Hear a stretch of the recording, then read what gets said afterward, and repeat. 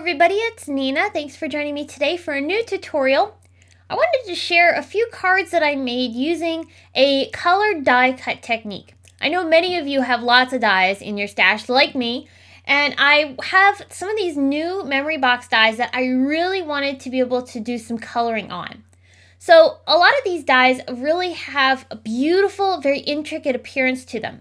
And that was what really struck me with these dies, is that I thought these would look gorgeous colored and then used onto some cards. So the main focus of today's video is going to be talking about how I colored these images, but then I will show you a little bit about each of the cards finished. So in this particular floral, I used some hot press watercolor paper to cut this one out, and I'm using some watercolors to paint over the image, and I really love how this looks. I was really having fun with how I applied down the color, allowing the colors to blend and mix together and create new colors. As you can see, I used a variety of different colors on the petals itself. But then for the leaves, I also brought in a few different types of greens, and that creates a really variegated look to the image, and I love the end result. Another way I ended up coloring some of these die cuts were with Copics, and this is really fun because this allows you to use your Copics and not have to worry about things bleeding outside the lines because there are no lines to worry about. Here I took one color of Copic marker, I put down a full base coat onto the floral itself, then I brought in some darker colors, and when I chose my darker colors, I actually chose some really intense colors like this one here, which is RV99. If I was coloring this as a stamped image, I probably wouldn't have chosen this color, but because I'm working with a die cut, I don't have to worry about it going outside the line, so I can really saturate this paper and get that color to blend and not have to worry about things bleeding. And in the end, I get this really beautiful and intense coloring that really just pops off of the paper. And I really love how using die cuts like this allows you to really experiment with colors and get new looks with your markers. Here you can see the finished result of that flower. Another Copic marker project that I worked on was this one here, which features these beautiful butterflies. This is in an oval frame, much like the floral image that I was coloring with the watercolors.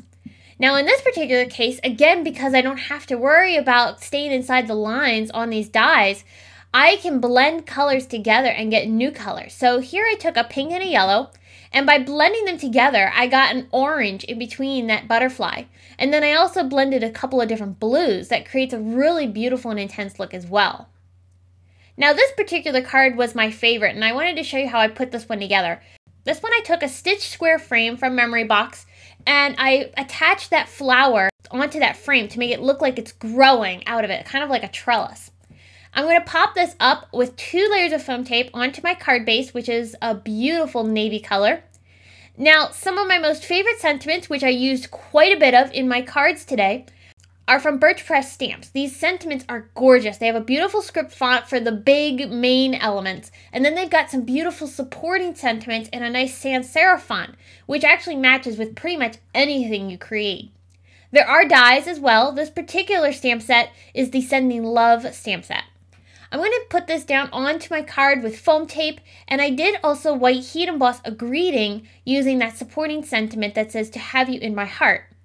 Now when I heat embossed this, I didn't get a perfect heat embossing onto the sentiment, but to save time, I ended up taking a white paint pen from Ranger and Distinctly Delusionals, and I was able to fix that because that paint pen puts down a thick layer of pigment, basically paint. And it gives the sentiment a finished look. It doesn't have, if you tried to use a white gel pen, it wouldn't do the same thing. And I really liked that. It really fixed that up nicely. Now on all my cards, I added Nuvo Drops to accent everything. And in this particular case, I used some white Blizzard on the centers of the flowers and also on the little dot berry images. I really love that card. That one literally is my favorite. It is so beautiful. Now another fun one that I did was this one here with that Peony.